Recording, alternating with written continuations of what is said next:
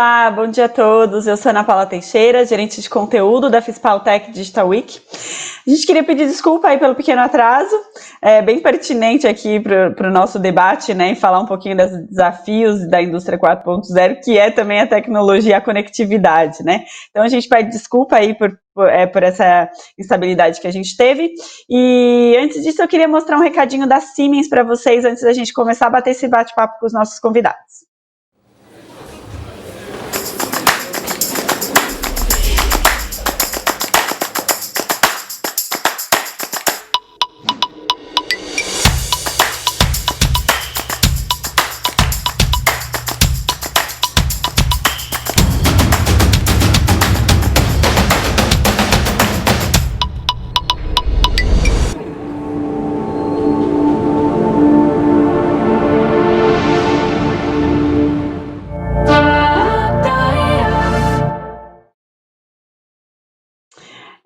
Então, hoje nós chegamos então no último dia da FispalTech Digital Week. A gente teve muito conteúdo durante todos esses dias, muita informação que a gente conseguiu absorver. E hoje a gente chega para esse webinar para debater um pouco as oportunidades e desafios da indústria 4.0. A gente já falou um pouco de alguns recortes da indústria 4.0, mas agora a gente vai entender com os nossos convidados aqui, que eu queria dar um bom dia para o Heitor da Bung. Tudo bem, Heitor? Bom dia. Bom dia, Ana. Obrigado de novo pelo convite, pela participação. Um prazer estar aqui. Que bom. Fábio, da Cargill. Oi, Fábio. Bom dia. Oi, Ana, bom dia, tudo bem? Queria cumprimentar você, agradecer a Fispal, cumprimentar o Heitor, o Boris, o Rodrigo, aí por junto a gente trocar essa experiência aqui nesse bate-papo. Que legal. Rodrigo, da Itambé. Ei, bom dia a todos. Obrigado à Fispal pelo convite aí, Ana. É um prazer estar com a turma aí, com o Fábio, o Heitor e o Borges. É muito aprendizado para a gente aí. Sim, com certeza. E o Borges, que é da Siemens, parceiro aqui do nosso projeto também. Bom dia, Borges. Oi, bom dia, Ana. Bom dia, pessoal. É uma honra estar aqui com vocês. Espero poder colaborar com essa discussão aí sobre as oportunidades e os desafios aí dessa jornada, que eu acho que é um ponto em comum entre as nossas empresas, aí, a nossa experiência profissional. Vamos lá.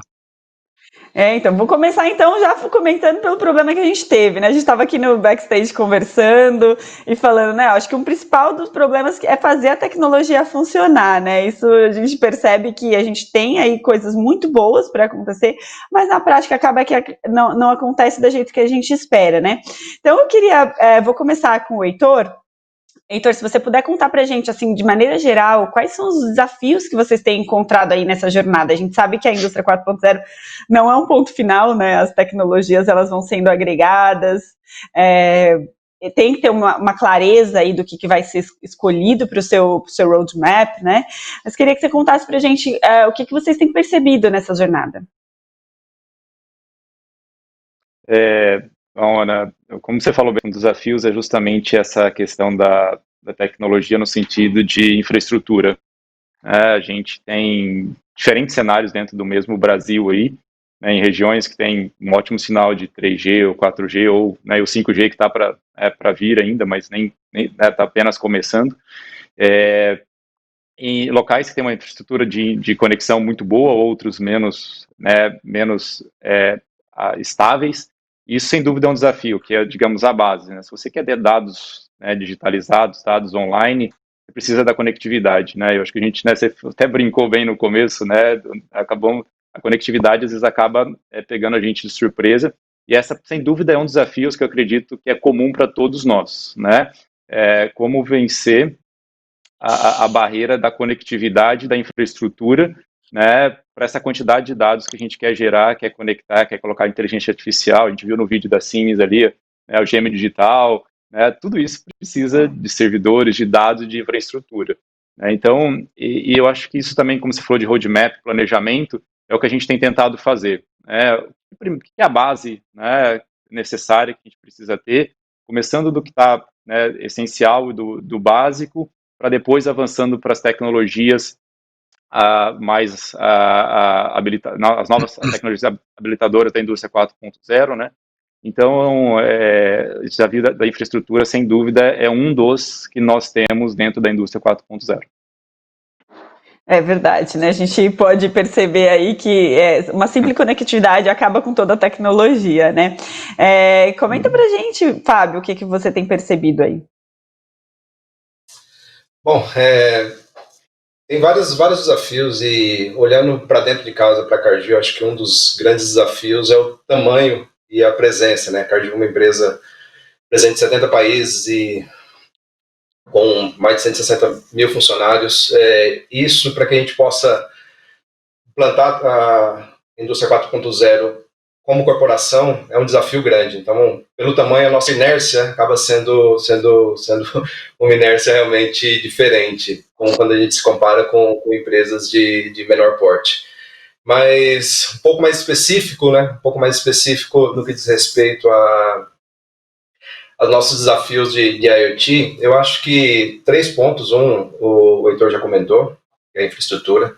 Mas eu acho que um dos principais são pessoas, porque hoje, quando nós pensamos em digitalização, IoT, normalmente a gente pensa em tecnologia, pensa no sensor, pensa no hardware, mas as pessoas, elas têm um papel-chave nessa cadeia, né? Então, quando a gente fala de pessoas, eu não digo só as novas competências para que essa tecnologia funcione. E aí eu posso dar um exemplo aqui. Mais recentemente, a gente tem uma estrutura que há pouco tempo atrás não se pensava ter em uma indústria de alimento, que são cientistas de dados, engenheiros de dados. São competências novas que nós precisamos trazer do mercado para poder trabalhar com essas novas tecnologias. Mas eu acho que o principal é o mindset. Como que a gente muda o mindset das pessoas que lidam, que vão operar, que vão trabalhar com essa tecnologia.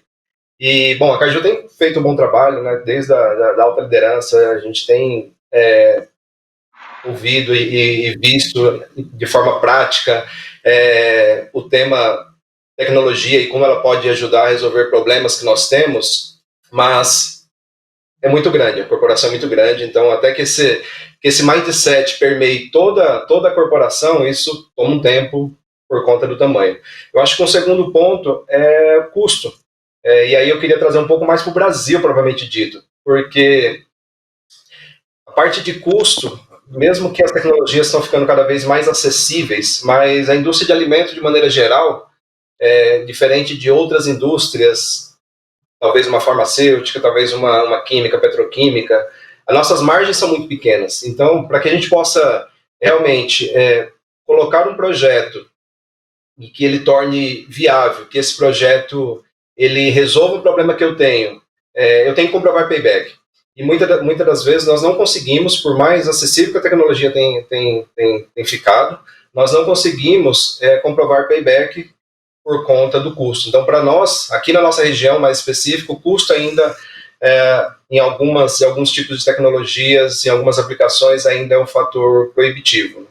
E reforçando o que o Heitor falou, a infraestrutura. Nós também operamos em locais onde nós estamos com alguns pilotos de IoT que não tem energia elétrica, trabalhamos com gerador e não tem sinal de celular nenhum. Então, você imagina que a infraestrutura nessas localidades, para que eu consiga levar internet, é muito limitada e não só limitada, tem um custo muito alto. Então, às vezes, volta no fator custo. Então, eu elencaria esses 3 principais pontos que a gente tem visto: pessoas, custo e infraestrutura. Não, e com certeza, né, Fábio, que você comentou aí de ser basicamente um transatlântico, né, e tá em alta velocidade, tentar fazer uma curva, né, isso que uma empresa grande como vocês, fazer essa mudança, assim, é bem mais difícil do que uma empresa média, né? Sim, e exatamente esse é o termo que nós usamos. Nós somos um grande navio. Então, qualquer mudança, não apenas na área de IoT, de indústria 4.0, digitalização, mas qualquer mudança, seja ela organizacional, seja ela uma mudança de tecnologia, tem um tempo maior de resposta. Então, a nossa inércia acaba sendo um pouco grande. Verdade. Então eu vou para o Rodrigo agora, Rodrigo, eu queria que você me atualizasse aí um pouquinho. Eu sei que vocês foram comprados aí pela Lactalis, agora eu queria entender o tamanho que ficou aí também, né? E como que você vê esses desafios hoje? A gente tornou a maior empresa de lácteos do mundo, né? Agora a gente faz parte de um grupo que é a maior empresa de lácteos do mundo, Então, no Brasil também, a gente é a primeira no Brasil, falando de lácteos, né?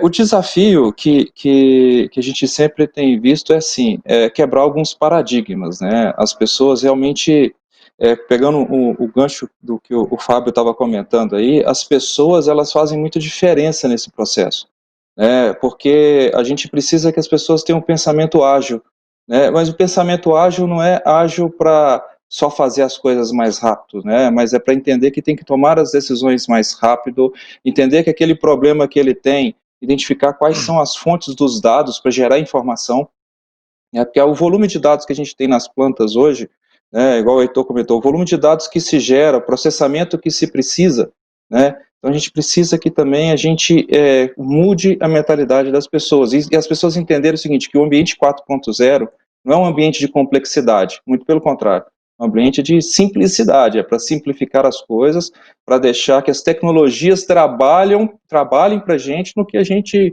para a gente tomar a decisão mais rápida, fazer as coisas acontecerem mais rápido. A gente tem também alguns problemas de lugares remotos, onde é difícil a tecnologia manter estabilidade, né? Mas o que a gente tem feito para romper isso é começar pequeno, né? Então a gente está começando a rodar alguns pilotos nas fábricas de forma que gere valor ali, né? Para aquela fábrica, para aquela unidade, e paralelo a isso, enquanto as tecnologias 5G está para chegar, chega para solucionar isso futuramente. Muito bom. Eu queria chamar então o Borges, porque aí o Borges vai ser o nosso expert em tecnologia, né, Borges? Você viu que a gente está com desafios grandes, né? Como que do ponto de vista da tecnologia você acredita que esses problemas podem ser resolvidos? Quais são as dificuldades que os clientes levam para vocês também? Obrigado pelo elogio. Na verdade, eu acho que eu sou muito mais um curioso e um grande apaixonado por esse tema de transformação digital, indústria 4.0, do que um especialista técnico aqui. Então, mas iniciando pelos desafios, quer dizer, o que a gente tem verificado nesses últimos anos, né, e desde que surgiu essa questão, esse termo indústria 4.0, eu prefiro chamar de transformação digital, né, porque eu acho que você já trouxe até o termo jornada, né, como é que cada empresa está tentando entrar nesse caminho. E eu acho que o segredo é isso, jornada, tem que ser interpretado como uma jornada, né? E daí a gente precisa quebrar alguns paradigmas. Primeiro, nem tudo é indústria 4.0, né? Acho que a gente já comentou um pouquinho nos bastidores, nem tudo que está sendo falado aí fora que é 4.0 não necessariamente é, né? E cuidado também, independentemente do tamanho, porque assim, da empresa, a indústria 4.0, a transformação digital, ela está aí para qualquer tamanho de empresa. Não é porque é grande que vai ser mais bem sucedida do que uma pequena ou uma média. Mas eu acho que o grande paradigma aí é não vá pelo modismo de uma tecnologia. Tá todo mundo investindo aqui, eu vou ter que ter, sei lá, ter uma impressora 3D e é por aí que eu começo minha digitalização. Não, não é. Na verdade, eu acho que o desafio está em começar a analisar qual é o seu business, qual é o mercado que você está, qual é a estratégia, o que você vislumbra para o seu negócio daqui a algum tempo, o que está acontecendo nesse mercado, né? E traçar um plano de implementação disso, né? E aí eu concordo com o Rodrigo, tem que começar pequeno, né? E aí, usando a fala também do Fábio, tem que começar pequeno porque você consegue mostrar nesses pequenos projetos, né, que você vai implementando paulatinamente, qual é o retorno que você consegue trazer para aquele investimento, né? E aí que esse retorno seja o alavancador e o financiador do próximo passo e assim por diante, né? E esses passos têm que ter necessariamente uma jornada, um plano que vai orientar, né, a direção que essa empresa quer tomar para poder atingir o que ela chama do objetivo dela de digitalização, de transformação digital. E outra brincadeira que a gente fez aqui também, essa jornada provavelmente não tem fim, porque esse é um alvo móvel, né? Na hora que você acha que, em termos de tecnologia, você está bem, mas aparece alguma outra diferencial que não necessariamente depende só da tecnologia, mas ser clever o suficiente para entender como isso impacta seu modelo de negócio. Acho que é isso. Não, muito bom, porque é exatamente isso que a gente tem percebido, né? Tudo parte da clareza, né? A clareza do que você quer com a indústria 4.0 e onde você quer chegar, né? Então, eu queria voltar aqui para o Heitor. Heitor, eu queria te perguntar como é que vocês fazem as escolhas, as tecnologias? O Rodrigo citou essa parte de começar pequeno. Como que está o planejamento de vocês? Vocês esperam começar pequeno e ir aumentando aos poucos? Ou vocês já têm um plano para daqui a 10 anos? Quais são as tecnologias que vocês escolhem? Daí eu estendo essa pergunta para os outros dois também, para entender um pouquinho como que vocês fazem essa escolha, né? Até para deixar mais claro para as outras empresas, de repente, por onde um caminho, né? Não, legal, Ana. E bem que você falou, como a gente escolhe a tecnologia, né? Não é porque alguém está fazendo o que a nossa empresa deve fazer. Então, o princípio que a gente utilizou para a escolha foi, principalmente, qual que é o impacto que isso gera no negócio, né? O outro também, o quanto preparado nós estamos para aquela tecnologia, né? E aí a gente volta, faz o link com a sua primeira pergunta, que é, poxa, a gente tem estrutura, né, de Wi-Fi nas nossas unidades para implementar algo que vai precisar dessa infraestrutura, senão não adianta eu implementar, né? Eu vou fazer impressora 3D, né, que é algo que todo mundo acha legal, porque você vê a pecinha saindo ali e tal, mas quanto isso gera de valor? Um dos princípios que a gente está escolhendo, né, tentando ficar isso, olha, onde tem mais oportunidade e priorizando, né? Hoje a Bunge é a maior esmagadora de oleaginosa do mundo, então uma das nossas prioridades é o crushing, né? Então, assim, a gente elegeu essa como uma prioridade global. E aí uma coisa que nós fizemos também, dentro do planejamento, seja pilotos, né? Muito do que o Fábio falou, o Ricardo da Itambé, né? Esqueci o nome dele agora, e o Rodrigo, né? De fazer pilotos, né? A gente tinha até então no Brasil, e aí quando eu assumi o escopo global, a gente também colocou pilotos nas outras regiões, com testes diferentes, porque tem um monte de coisa acontecendo no mundo e não tem como todo mundo saber tudo. Então a gente também está aproveitando essa cultura, tem de tecnologia na China, na Europa, nos Estados Unidos, né, e na América do Sul, para fazer esse roadmap. E a gente tem um roadmap aí nos próximos anos de fazer. Não chega a 10 anos, acho que não dá para planejar 10 anos, né? A gente tem feito uma sequência que faz sentido, como eu falei antes, que vai gerando valor, até para você mostrar o case, né? Porque em alguns casos, né, como é que é operar o nosso negócio, uma esmagadora de óleo de soja, né, e farelo de soja, 100% com inteligência artificial, toda conectada. A gente não tem isso, um modelo disso pronto. Então a gente está fazendo os pilotos. Não existe isso, né, até onde eu conheço, pelo menos de tudo que eu já, né, uma esmagadora que tenha 100% toda a inteligência artificial conectada. Então a gente está traçando um plano para poder avançar, né, passo a passo, construindo o case, né, fazendo e mostrando isso, né, não só para a empresa como um payback, mas também para as outras unidades, porque isso é uma das maneiras que diminui a resistência para você fazer um futuro rollout disso, né? Uma vez que você implementou, deu certo e funcionou na unidade A, por que a B vai falar que não dá? Né? Então, assim, você acaba baixando também a resistência. Então, acho que é isso, Ana, para tentar responder um pouco da sua pergunta. Não, muito legal que você comentou uma fala aí bem interessante, que é a resistência, né, que as pessoas têm em relação à tecnologia.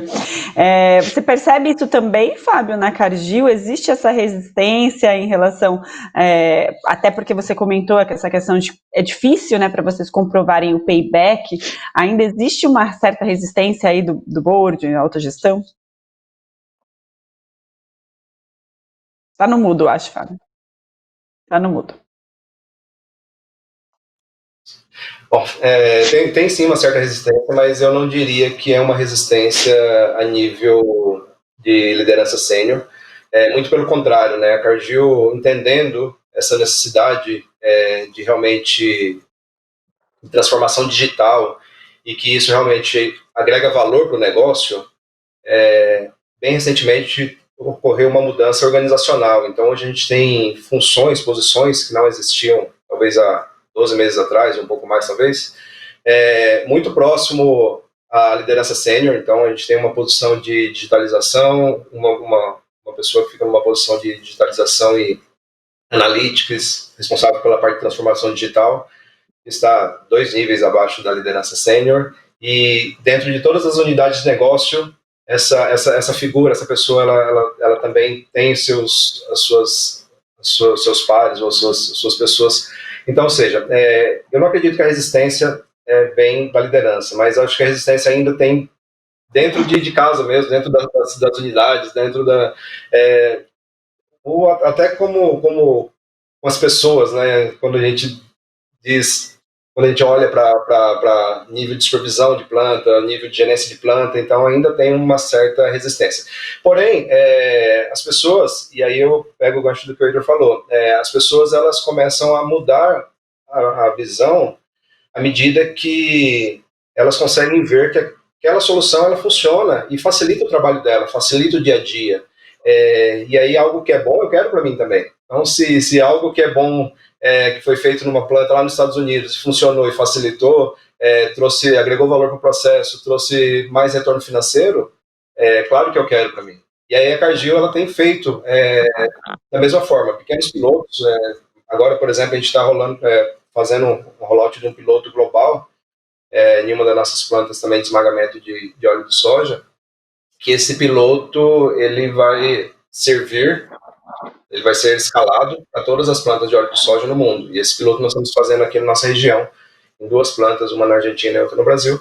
Então, ou seja, nós temos feito muito esse caminho. E quando a gente olha a Cargill no mundo todo, temos diversos pilotos rodando em várias partes, pilotos distintos, justamente olhando a escalabilidade. Então, ok, eu quero fazer algo aqui olhando em 2 fatores principais.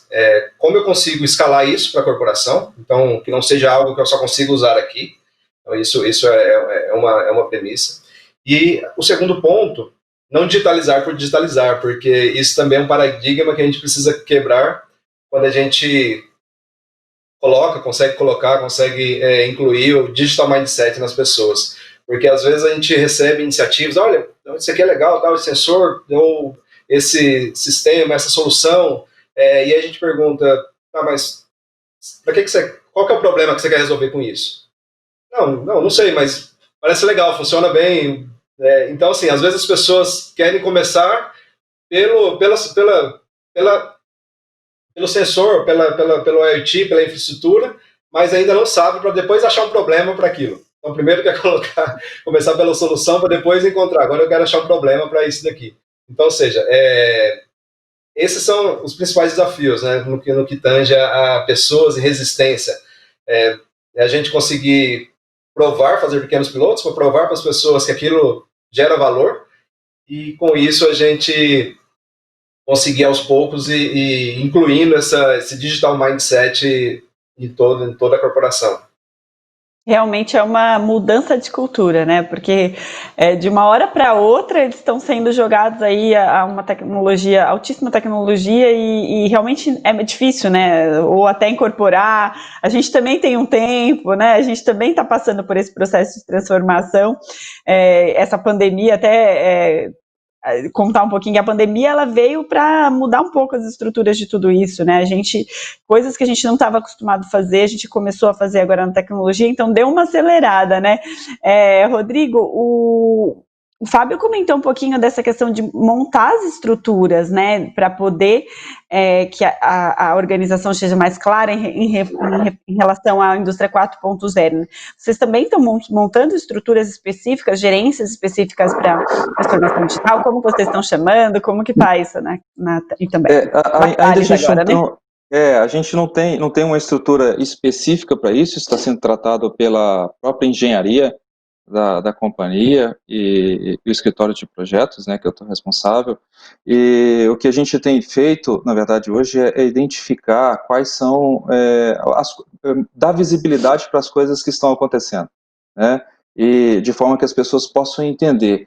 Que o que o Fábio falou, né, que se as pessoas não entenderem que existe uma correlação para gerar uma solução e ter um valor percebido, o pessoal vai digitalizar tudo e o valor agregado vai ser nenhum, né? E hoje a restrição que nós temos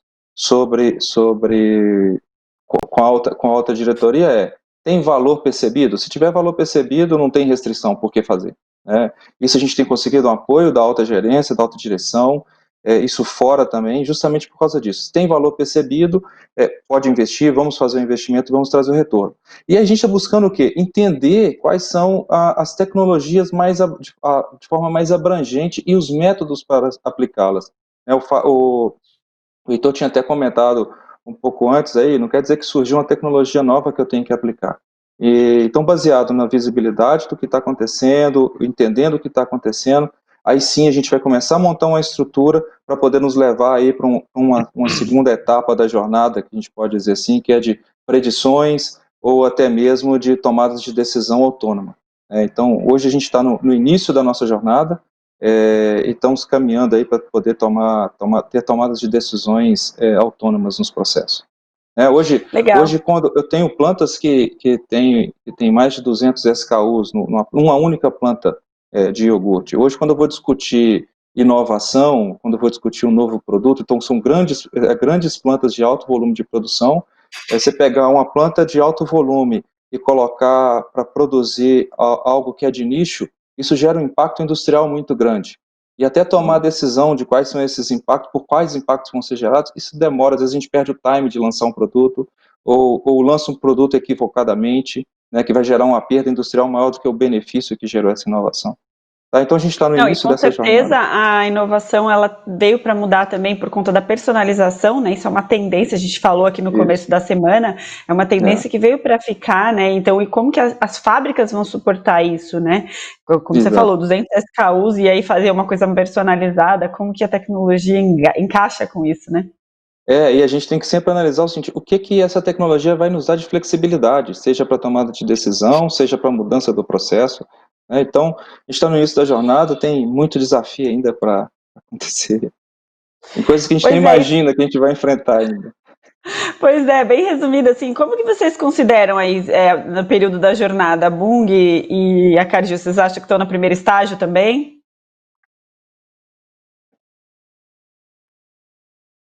Heitor? Vamos começar, Rafael? Não, vamos lá. Pode falar, Heitor. Eu acho que... Não, tá bom, eu achei que era o Fábio que estava falando ali. Então, assim, eu acho que nós temos diferentes etapas dependendo do processo que a gente faz, né? Tem processos nossos mais avançados e outros menos. Então, mas é muito de construir né, ver o teu negócio e colocar a tecnologia que você entende que é aplicado aquilo lá. E um outro ponto, né, conectando o que o Fábio e o Rodrigo falaram ali também, de pessoas e como a gente está nessa jornada, algo que eu sempre converso com o time é não pensar analogicamente e fazer digitalmente, né? Ou seja, nós às vezes temos um processo que a gente está estável e nós fazemos ele, né, etapa A, B e C, esse é o procedimento, esses são os parâmetros que eu meço daquele equipamento, mas com toda essa tecnologia que a gente está colocando, todos esses sensores, será que não tem outro jeito de fazer isso, uma outra maneira de pensar? Então, assim, não adianta, né, colocar tecnologia, né, digital, num processo analógico, digamos assim. Como é que eu repenso o meu processo e torno ele também mais eficiente para colocar essa tecnologia?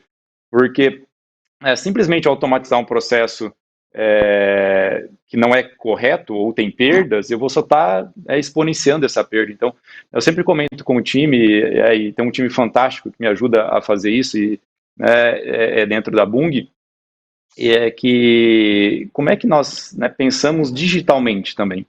Como é que eu repenso o meu processo para fazer, implementar a tecnologia, né? Então, para não simplesmente, eu não vou automatizar o processo ali. Então, e a gente teve casos, discussões, assim, né, de um equipamento que a gente estava medindo, mas por que tem que ser medir dessa maneira, né? O que mais que a gente pode olhar diferente do que a gente vinha fazendo nos últimos 10 anos, talvez? Então, acho que esse é um ponto bem importante, Ana, e que muitas vezes acaba acontecendo falhas por isso, né? De não pensarmos, digamos, digitalmente, ou seja, eu tenho meu processo como ele é, eu estou pensando como eu vou automatizar aquele processo como ele está. Não, eu penso o meu processo também, né, junto com o time e envolve o time, porque daí a resistência, né, diminui bastante também. Verdade. O Borges, a gente estava comentando até também aqui internamente essa questão das tecnologias, né? Como elas se conversam, porque eles estão sendo expostos a muitas tecnologias, né? O Heitor, o Rodrigo também comentou, o Fábio também, que às vezes a pessoa chega, olha, essa tecnologia aqui é interessante, mas nem sabe para que vai utilizar, né? Como que vocês da Siemens veem a convergência das tecnologias, as tecnologias sendo simplificadas? Como que você acha que vai ser isso aí, essa questão da indústria 4.0 no futuro em relação a todas essas tecnologias? Eu vou me permitir ainda pegar alguns ganchos que eu acho que da discussão anterior, que eu acho que trouxe alguns pontos bem relevantes ali. Eu acho que você comentou da questão da estrutura, né, dentro da empresa. Não é a primeira vez, já a segunda ou terceira vez que a gente entra na discussão da cultura organizacional, da estrutura. Uma coisa que a gente tem percebido que tem dado muito certo, ou que impacta tremendamente na chance de sucesso de um projeto de transformação digital, independentemente da estrutura, se você tem uma área específica que cuide da digitalização, mas é fundamental que você tenha, né, que eu acho que foi o que o Heitor mencionou agora, uma equipe, né, uma equipe que vá dar sustentação para esse projeto e que seja multidisciplinar, né? Quanto mais competências variáveis ou complementares você tiver nesse time, melhor. E aí eu vou citar um que é fundamental, né, para esse sucesso do projeto. É você ter o pessoal de OT, de operação, né, do chão de fábrica, trabalhando lado a lado com o pessoal de tecnologia da informação. OT e IT não pode ser mais um feudo, né? Cada um no seu feudo, cada um cuidando dos seus problemas, porque na realidade daqui para frente, né, quando você pensa em processos, né, e aí eu trago de novo uma outra questão, não adianta você ir passar para a digitalização, como mencionou o Heitor, se você ainda não fez a limpeza dos seus processos, ou seja, lean, né, processos lean, processos leves, limpos, tem que ter, né? Não adianta você digitalizar um processo que não é eficaz, né? Então, acho que esse é uma dica que eu dou, coloque pessoas, né, de IT e OT para trabalharem juntas, né? Não dá mais para trabalhar nessa separação desses dois ambientes, eles estão cada vez mais integrados e o sucesso dessa implementação, dessa transformação digital vai ser tão maior quanto integrado e se as pessoas conversarem de igual para igual. O Fábio também trouxe uma questão de o retorno do investimento, os pilotos, tá. Gente, o gêmeo digital está aí para isso, né? O gêmeo digital do produto, né? O produto que aí, no caso de vocês, talvez seja uma formulação de um produto, mas você aí tem na sequência o gêmeo digital da sua produção, né, do seu processo produtivo, como é que ele vai funcionar melhor, né, com quais recursos, mesmo os recursos que você tem hoje, né, você faz uma situação as is, o que tem agora, e vai fazendo simulações do que você pode atuar em determinados, vamos dizer assim, gargalos, ou onde está o calo, o problema da sua produção. Né? E eu acho que é fundamental também depois trabalhar na retroalimentação disso. Tá bom, como é que eu faço então o gêmeo digital da performance? Como é que eu meço essa performance? Como é que eu introjeto essas melhorias que eu idealizei lá simulei no gêmeo digital? Como é que eu trago isso para a operação real? Né? Então, eu acho que é esse a grande magia que eu acho que a transformação digital consegue trazer. Né? Você conseguir fazer essas implementações em cima de processos Lean com pessoas, né, na medida em que você traz pessoas, profissionais para trabalhar e participar dessa transformação, a questão da cultura eu acho que vai ser minimizada. Né? Eu costumo lembrar sempre uma frase que eu uso desde do início da minha carreira na área de estratégia, que é uma frase do Peter Drucker, que é a cultura, ela come a estratégia no café da manhã. Ou seja, você pode ter a melhor da estratégia, você pode ter a melhor das intenções, melhor tecnologia, mas se você não cuidar bem da cultura, esse negócio não vai dar certo. Né? E a cultura parte da questão de você trabalhar com o ser humano, de você ter uma estrutura organizacional que vá facilitar e reforçar a ideia da experimentação, né? Não aquela cultura da perseguição do erro, né? A experimentação tem que ocorrer para que a gente acerte de forma, erre de forma organizada, né? Ninguém quer um prejuízo na sua fábrica, mas que você traga isso em termos de melhoria o mais rápido possível introjetado dentro dos seus processos. Não, Borges, com certeza, você falou muita coisa boa aí na sua fala, muita coisa interessante. E ontem, até para comentar com vocês, que eu achei tão engraçado, não deu tempo de eu perguntar ao vivo, mas tinha uma pergunta assim, eu posso fazer a transformação digital sem ter o TPM, sem o TTBM? Então, assim, as indústrias ainda estão confundindo, né? Não tem o TP, não tem um processo na fábrica que já quer ter a industrialização, já quer estar na indústria 4.0, né? Isso é um ponto que tem que ser observado mesmo. Uhum. Alguém quer comentar essa questão? Sim.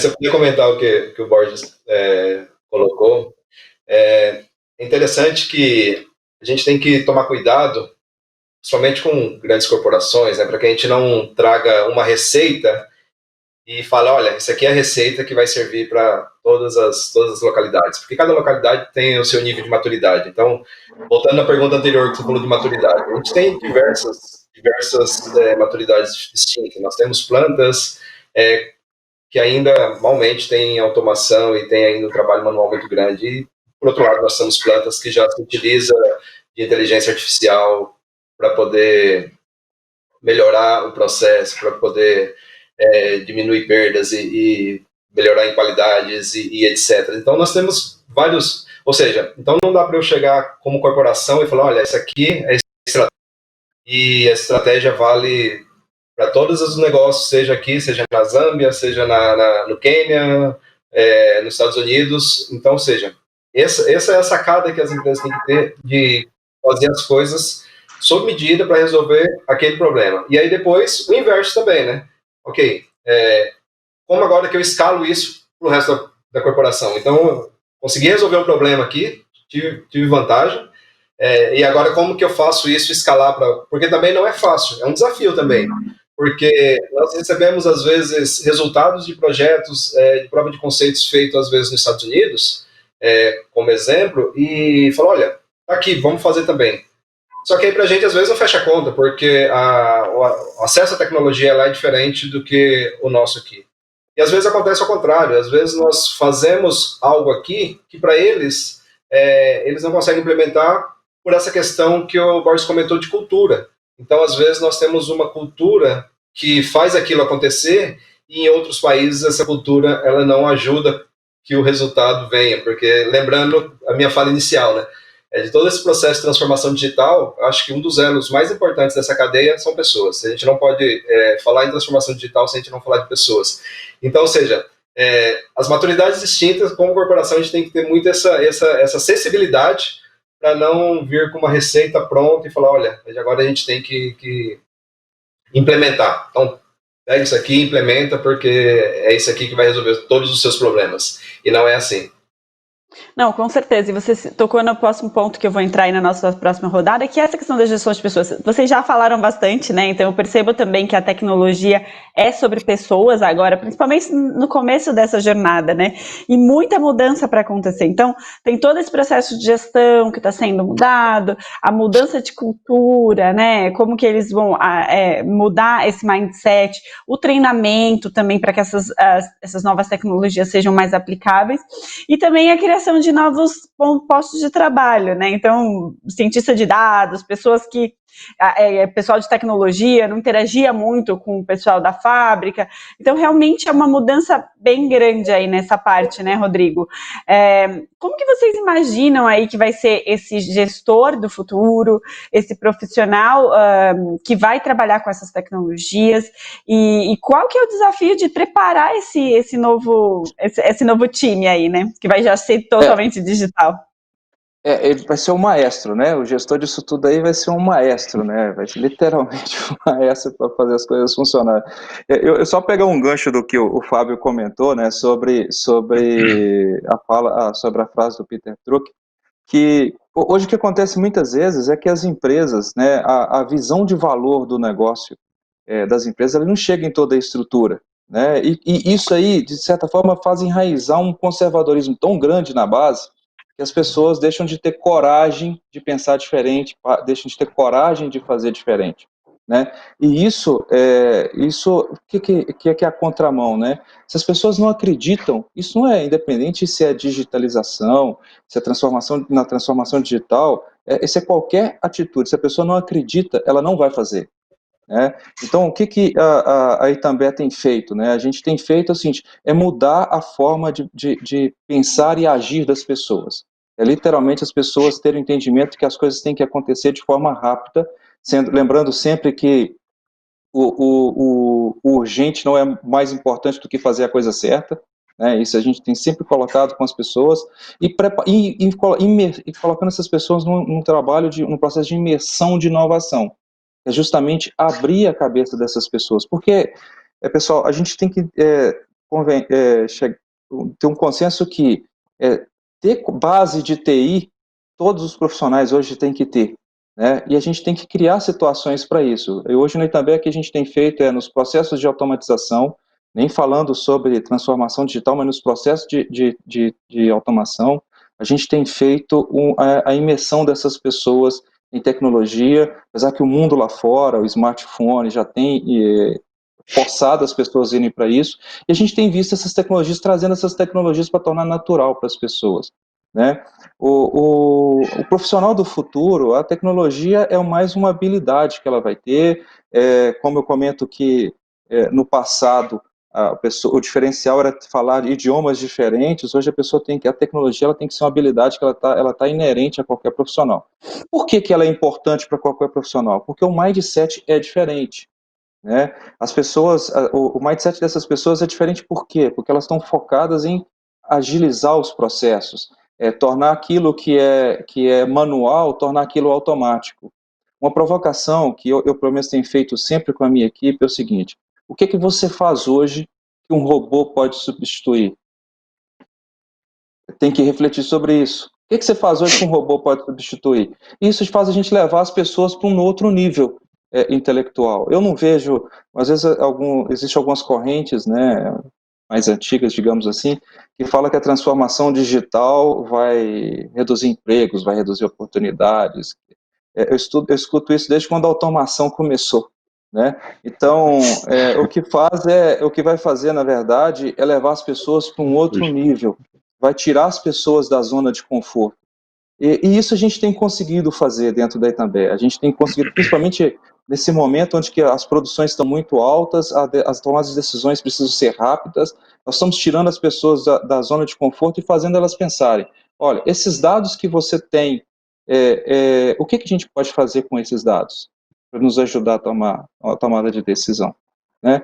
É aquilo que eu falo assim, eu sempre coloco para todo mundo o seguinte, que o desafio, independente do segmento, independente do negócio, sempre serão as pessoas, porque quando você provoca, você tira a pessoa da zona de conforto. E essa resistência que as pessoas têm, às vezes muito mais que o próprio board da empresa, é de ela sair dessa zona de conforto e ver que aquilo é para melhorar até para ela, não só para a empresa. Que hoje a gente tem que trabalhar de forma bem coesa. Muito bom, Rodrigo. Como que está na Bung essa questão da gestão de pessoas e toda essa transformação na parte de pessoas, né, Heitor? Não, Ana, então, conectando com o que o Rodrigo da Itambé falou também, o que a gente tem feito dentro da nossa estratégia de implementação de transformação digital, acho que não tem receita de bolo, né? Pronto, vamos aplicar isso, mas são os princípios básicos e super importantes de gestão de pessoas, que é envolvimento, ou seja, quando a gente pegou nossa planta piloto, a gente fez conversas com os operadores, com as lideranças, né, com o time corporativo, do qual que era o plano, né? Quando foi construir o roadmap, que a gente fez também, a gente tem parcerias tanto com startup quanto institutos, então nós fizemos no local da unidade qual que eram as dores e onde o próprio time enxergava que eles viam as oportunidades. Então, saiu uma lista de desejos e a gente foi priorizando ela. Então, desde o começo a gente envolveu. Eu acho que esse foi um dos fatos que faz essa unidade e o nosso caminho nela está sendo tão bom. desde o começo está envolvendo o time, não é o Heitor decidindo o que a gente vai fazer, mas é uma discussão qual é o melhor, né, inclusive de recursos que a unidade tem naquele momento, se não tem outras prioridades. Essa questão toda da pandemia, a gente teve que fazer várias adaptações, né, para poder também prezar para a segurança dos colaboradores, né, dos parceiros, e manter a cadeia de produção de alimentos, que é tão importante, né, no mundo todo aí rodando, e a gente, né, a Bunge manteve, a gente não teve nenhuma interrupção de produção. Então, assim, eu acho que essa foi a parte que nós fizemos para envolver as pessoas e colocar. E no teu ponto que você falou de treinamento, né, de cientista de dados e tal, eu queria colocar mais um ponto que eu acho que anda junto. A gente fala bastante de profissional do futuro, cientista de dados, que, né, todo mundo quer e procura. Ao mesmo tempo, nós não podemos esquecer do time técnico, né? Ou seja, a gente vai colocar N sensores nos equipamentos, naquela bomba ou naquele transportador, vai medir temperatura, vibração, vai colocar a câmera e tal, vai fazer uma N variáveis, vai medir vários dados. Mas em algum momento, né, a gente pode ser surpreendido, a gente não consegue planejar tudo, como nós fomos, né, surpreendidos aí por uma pandemia, e às vezes acontece alguma coisa na unidade, na fábrica, e quebra o equipamento. Onde vai estar aquele mecânico treinado, com 20, 30 anos de experiência, para ir lá e ajudar a colocar o equipamento para voltar a rodar novamente, né? Então, o que a gente tem trabalhado nessas duas frentes, acho que tanto treinar o nosso time, né, desde trainees em linguagens, né, de programação, né, o Python, por exemplo, também treinar, fazer o treinamento técnico de operadores, manutentores, eletricistas, etc., né, para que, assim, o conhecimento técnico ele não diminui, né, pelo contrário, tem que ser maior, não só em automação, mas no próprio processo, né. Eu digo, a digitalização vai resolver vários problemas, vai ajudar muito, né, mas tem que ter essas duas frentes, né. E também a gente tem feito parcerias, como eu falei, com institutos, startups, para também sobre inteligência artificial, etc. Então é dessa maneira que a gente tem buscado conhecimento, trocado, né, e fazendo o nosso time se envolver dentro da transformação digital. Fazendo todo um treinamento em toda a cadeia, né, de conhecimento, não só aí no nível gerencial, né? Exatamente. Borges, você quer complementar? Ou porque eu tenho uma outra pergunta para você aqui também, mudando um pouquinho de assunto. Eu sempre quero complementar alguma coisa. Na verdade, essas discussões são muito instigantes, né? Muito legal. Eu acho que assim,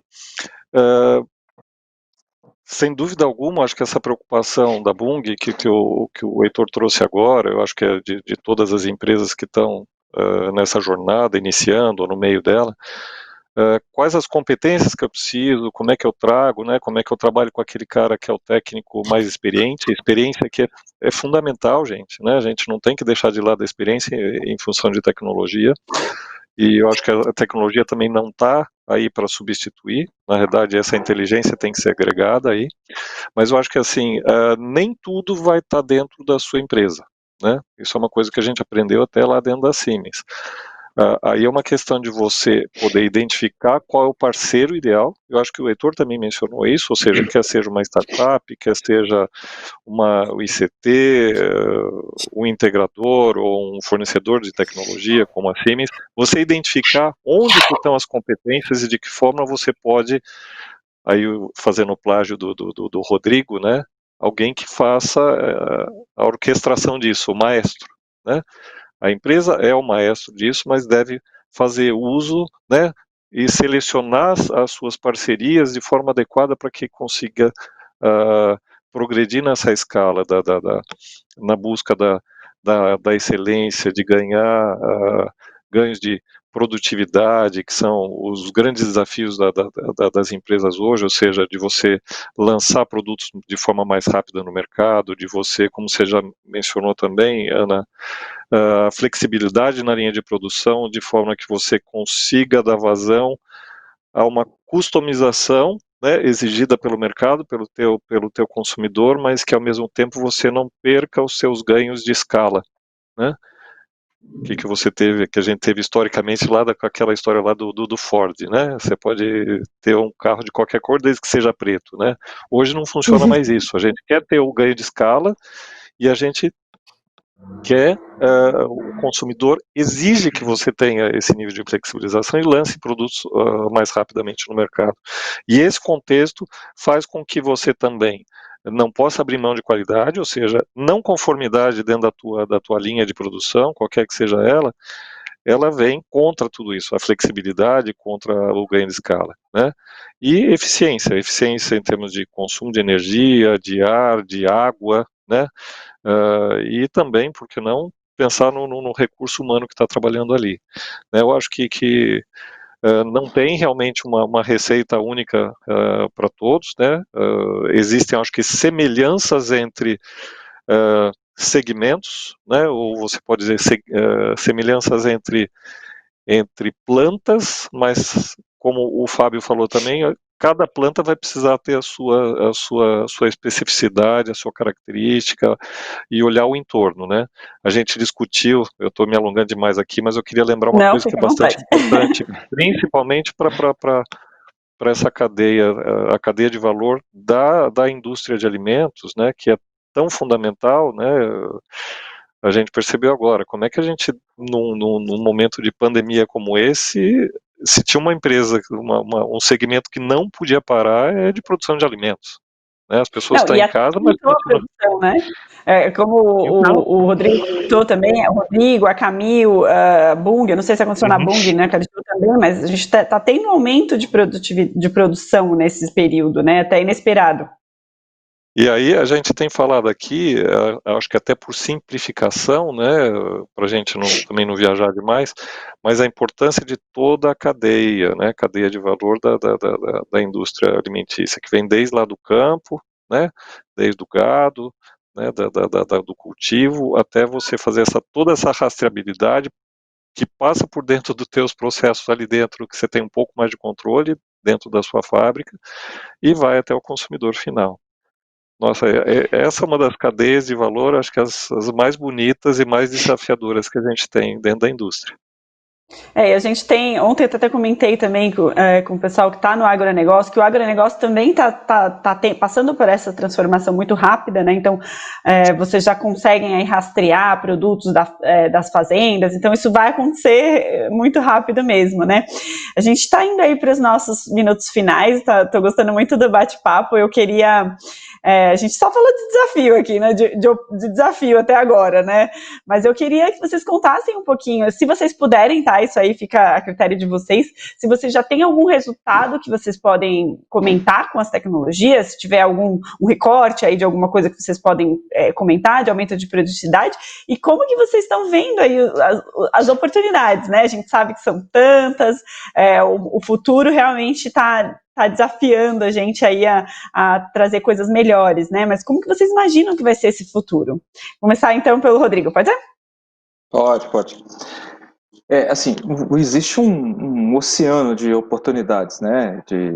Desde a área comercial e até o chão de fábrica, existe várias oportunidades que a gente tem identificado. Cada área tem trabalhado para levantar em cada setor, o que a gente tem que pode gerar mais valor para o negócio, novos projetos, a gente sempre tem atentado nos novos projetos, o que a gente pode agregar com essas tecnologias de forma que vão gerar um valor percebido maior do que a expectativa de quem pediu aquele projeto, de quem solicitou aquele projeto. A gente tem um exemplo de aplicação que a gente implantou, um gêmeo digital para o negócio Itambé. Hoje, conforme a nossa demanda comercial, a gente sabe exatamente quais vão ser os impactos das fábricas, quais vão ser os impactos que a gente tem na cadeia logística, quais são os impactos tributários, quais são os impactos de pessoas.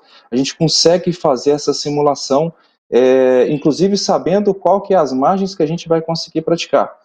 Hoje a gente tem, no modelo, a gente consegue determinar um EBITDA de target e a gente simula nesse modelo tudo que a gente tem que fazer, ele nos traz o que a gente precisa fazer para a gente atingir aquele objetivo.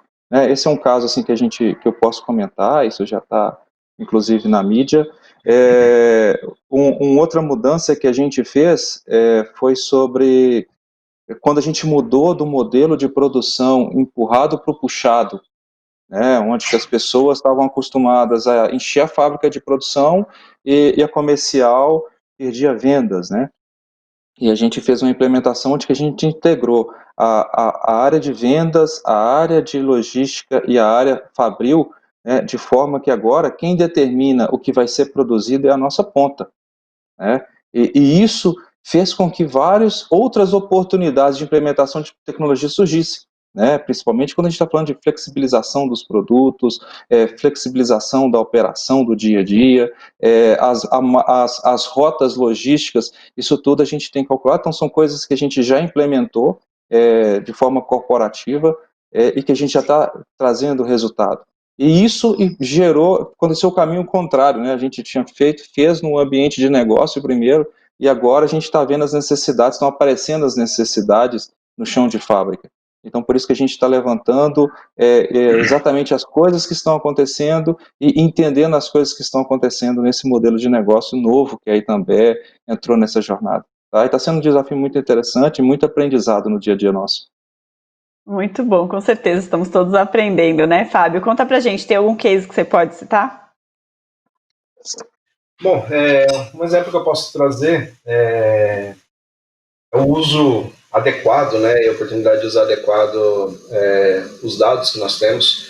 Então, nós temos nas nossas fábricas de esmagamento de soja, né, nas fábricas de produção de óleo de soja, nós também temos comparativo entre as fábricas no que diz respeito às eficiências de modo geral. E depois de muitos anos, né, então por muitos anos as indústrias vêm se utilizando da melhoria contínua de Lean Manufacturing para poder ter processos mais estáveis, mais eficientes e com isso gerar mais valor. E uma fábrica onde a gente imaginava-se que não conseguiria tirar mais nada no que se diz respeito à eficiência, aumentar a eficiência, nós conseguimos gerar um maior throughput através de dados. Por quê? Porque hoje, e essa é a grande questão, né? Às vezes a gente tem informação e através de historiador, a gente já tem um volume muito grande de dados no processo que não eram utilizados de maneira adequada. E esses dados, através de softwares específicos, cientistas de dados e correlações no processos, a gente conseguiu entender que uma simples mudança numa temperatura, num processo bem no início, eu conseguiria interferir diretamente na qualidade de um produto no final. E aí você fala, puta, mas isso aí parece que é um pouco óbvio, parece que é um pouco claro, mas não era variáveis que a gente conseguia, com toda a automação, com qualquer outro tipo de processo Lean, de melhoria contínua, correlacionar. Então, ou seja, e aí, não só a gente conseguiu tirar proveito disso, mas também isso mostrou que se a gente tivesse algumas outras medições que eram feitas em períodos de maneira manuais, que eram feitas em períodos muito espaçados, eu conseguiria não apenas manter aquele benefício que eu consegui obter, mas também eu conseguiria trazer uma maior estabilidade e um tempo de reação menor, né? Porque quando você mede em tempos espaçados, você não consegue antecipar nada, você só consegue reagir. Então, as decisões são muito reativas, né? Então, as decisões não são... Então, ou seja, é um exemplo, um case que eu consigo trazer de maneira bem superficial, sem entrar muito em detalhes, de onde algo que se pensava que era impossível você aumentar uma eficiência, porque quando a gente olhava aquele processo e os números, falava, olha, aqui a gente já conseguiu elevar de um padrão inferior para um padrão ótimo. Então, na nossa mente, pensávamos que estava ótimo, mas com o uso adequado dos dados que nós já tínhamos, e mais uma oportunidade de implantar algumas outras medições, nós conseguimos ver que aquele paradigma, que aquele processo não teria mais como melhorar, a gente conseguiu subir pelo menos 2 ou 3 degraus a mais nesse processo. Então é um exemplo que eu posso trazer. Muito legal esse case. Heitor, o pessoal está perguntando aqui também sobre essa questão das parcerias que você comentou, né? Acho que eles citaram a parceria público-privada, mas imagino seja universidades, também a parceria com as startups, e também se você puder trazer um case para a gente do que vocês já conseguiram. Tá bom. Sobre as parcerias, começando por aí, Nós participamos esse ano de um hub de startups, né, a gente apresentou alguns cases que a gente tinha, e a gente tem aprendido também durante esse processo e evoluído. Nós temos parceria com alguns institutos tecnológicos, né, que tem no Brasil, e isso é uma coisa super bacana, acho que o Brasil tem avançado bastante nisso. A gente fica sempre olhando para os outros países, mas a gente tem um monte de coisa, né, tem o Fraunhofer na Alemanha, mas tem tem a Embrapia aqui no Brasil, tem a ISIS aqui no Brasil, tem Senai, enfim, N, né, não vou citar todos aqui, o IPT em São Paulo, enfim, tem N, não vou, não vou ser específico, mas N que são possíveis de parceria, a gente tem parceria com esse instituto, e também para algumas tecnologias a gente tem parceria com grandes empresas também, né, então não tem, a gente, dependendo da necessidade, a gente tem buscado qual é o melhor caminho. Tá? Com relação ao case, dessa planta piloto, para citar ali, já que eu falei bastante dela, de 4.0, quando você sai você digitaliza os dados, né, você começa a sair de uma frequência, tinha de hora em hora o resultado, para uma frequência de segundos. Né, e você começa a falar de análise estatística, de lógica avançada. Então, o que a gente conseguiu fazer é reduzir muito o desvio padrão, por exemplo, e isso refletiu nos nossos clientes com uma melhor entrega de produto, por exemplo, que hoje o nosso desvio padrão nessa planta é 0,3, 0,4. Né, que é baixo, né? Então, assim, isso significa que a gente está entregando uma melhor qualidade para os nossos clientes, né? Um outro item que a gente também tinha case foi a redução de 10%, quase 10% do consumo de energia, né? Não só pelo custo da energia, né, que você reduz, né, ou seja, tem um menor custo, e isso é importante para a sustentabilidade da empresa, mas também por relação ao meio ambiente, né? A gente está falando de geração, a gente usa vapor, né, para rodar as nossas unidades, então baixar esse consumo dessa energia também reflete também questões ambientais, sustentabilidade, que é tão importante para nós. Então, como exemplo, assim, acho que sendo específico, e esses cases disso, né, como eu falei, era do piloto, a gente testou, validou, e estamos fazendo o rollout dele, né, para as outras unidades já. Então, acho que fica esse como exemplo, que sim, né, fazendo a coisa com planejamento, envolvendo as pessoas, tem potencial, né, não tem dúvida. Não, e essa questão que você comentou das parcerias é muito importante, né? A gente começou, né? Essa jornada da indústria 4.0 não dá para ser feita sozinha, né? Então, parcerias com as universidades. A gente tem muita coisa boa na USP, procurem, a gente tem muita coisa boa nos institutos, né? Então, uma dica que eu dou para vocês, que a gente tem projetos sendo pilotados nas indústrias, Centro de Tecnologia de Marília, tem muita coisa boa acontecendo por aí. Então, procura na sua região. Se você é uma indústria média, principalmente, tem incentivos. A gente já trouxe também o pessoal da ABDI, que está com incentivos para a indústria 4.0. Então, tem muita coisa mesmo acontecendo. Tem que saber dar uma vasculhada aí, né? Ser curioso, né? E eu deixei o Borges por último, não menos importante, porque eu sei que ele já vai fazer um fechamento de tudo, né, Borges, de tudo que todos comentaram. E até também quero que você comente, né? Qual é a oportunidade que essa tecnologia vai trazer para todos, né? Bom, Ana, eu costumo falar que eu sou um grande otimista, né, em relação ao que eu acho que vai vir como resultado de indústria 4.0, e eu acho que o Brasil não vai ser diferente, né? Eu acho que, apesar de todas as idiosincrasias que eu acho que a gente tem aqui, as questões de parque industrial antigo, que não é impeditivo para que a gente entre nessa jornada, uma vez que você pode, por exemplo, sensorizar mesmo as máquinas mais antigas e colocar elas numa cloud, fazer uma medida daquilo o que está acontecendo, por que está acontecendo, né? É uma escala, né? Aí você vai para aquilo que coloca um pouco de inteligência e coloca o que vai acontecer, no sentido de ter alguma capacidade preditiva aí, e até depois, no final, alguma decisão, vamos dizer assim, autônoma. Eu acho que se as empresas, independentemente do tamanho, né, tiverem essa mentalidade de como fazer esse crescente e acrescentando, né, tecnologia, processos Lean, pessoas engajadas, o perfil correto, sem o orgulho de achar que tem que estar tudo dentro da competência, dentro das quatro paredes da empresa, vai ter que buscar parceria, vai buscar fomento que tem. No Brasil está cheio de fomento já, gente. Tem, o Heitor mencionou Embrapir, nós temos FINEP, algumas coisas de BNDES, eu acho que tem, vamos dizer assim, um cenário bastante propício para que a indústria brasileira, o segmento industrial brasileiro, consiga se destacar, né? E consiga se inserir dentro das cadeias globais de valor. Gente, a gente não está competindo só aqui dentro do Brasil, né? A gente está competindo com cadeias que vão lá fora, né?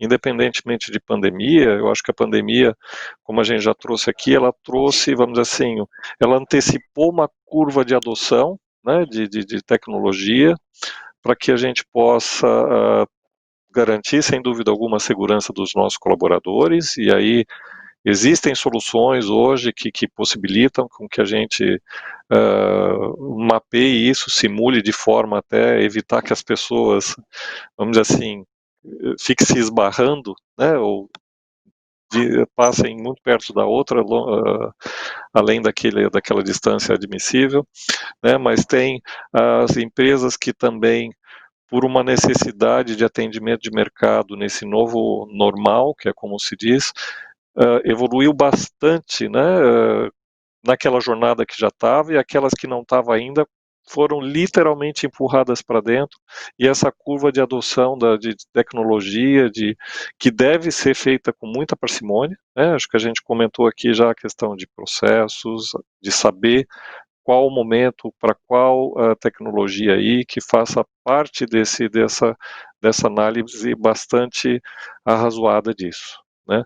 Eu acho que nós temos um cenário dentro do Brasil, né, que a economia daqui para frente deslanche, mas eu acho que as empresas brasileiras têm um potencial, têm uma janela de oportunidade aí bastante importante com a transformação digital e que deve ser aproveitada por todos, né?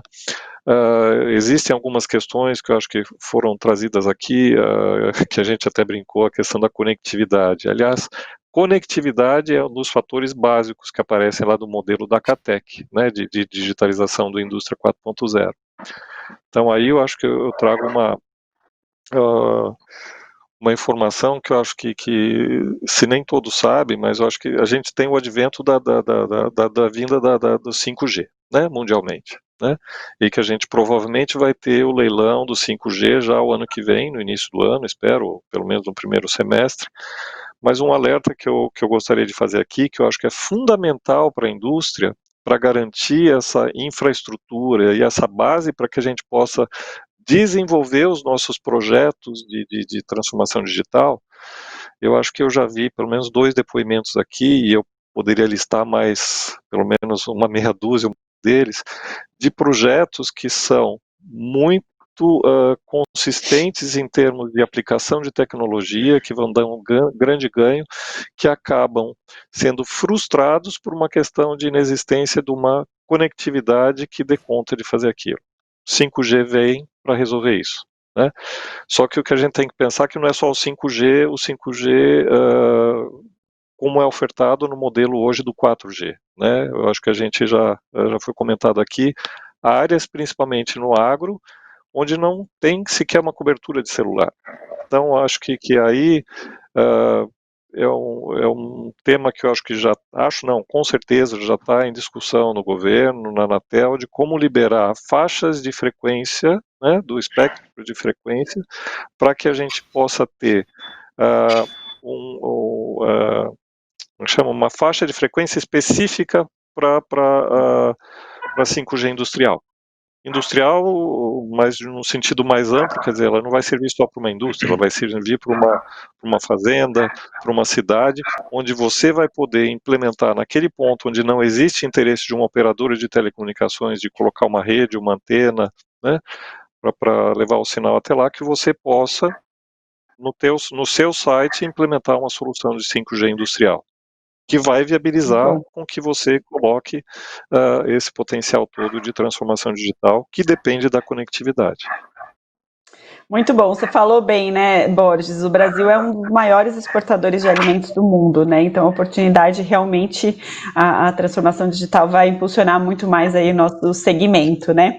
Então é isso, gente. Eu gostei muito do bate-papo, estou muito feliz aqui com a participação de vocês, porque a gente tem conseguido trazer grandes especialistas aí que têm contribuído muito para a indústria, né? A gente já respondeu boa parte aí dos comentários do público. Então, eu queria agradecer a apresentação de vocês, a parte de contribuição de vocês com a indústria, e vocês aí também que estão assistindo, né? Então, se vocês perderam alguma coisa, gente, não percam. Assistam lá na plataforma, tá tudo gravado. Ontem a gente comentou sobre gestão de dados, foi um bate-papo riquíssimo. Então, se vocês querem conhecer mais sobre como vai ser essa gestão de dados, acessa lá, que foi muito bom. A gente falou também sobre gestão de pessoas na indústria 4.0, falamos de embalagens, e hoje à tarde a gente ainda vai falar da embalagem do futuro. Então, com isso a gente se despede, agradeço muito a participação de vocês e até o próximo evento. Tchau, tchau, pessoal. Tchau. Pessoal. Prazer foi meu. Obrigado. Tchau. Fico à disposição, Tchau, gente. obrigada. Tchau, Obrigada, até. gente. Tchau, tchau. Tchau.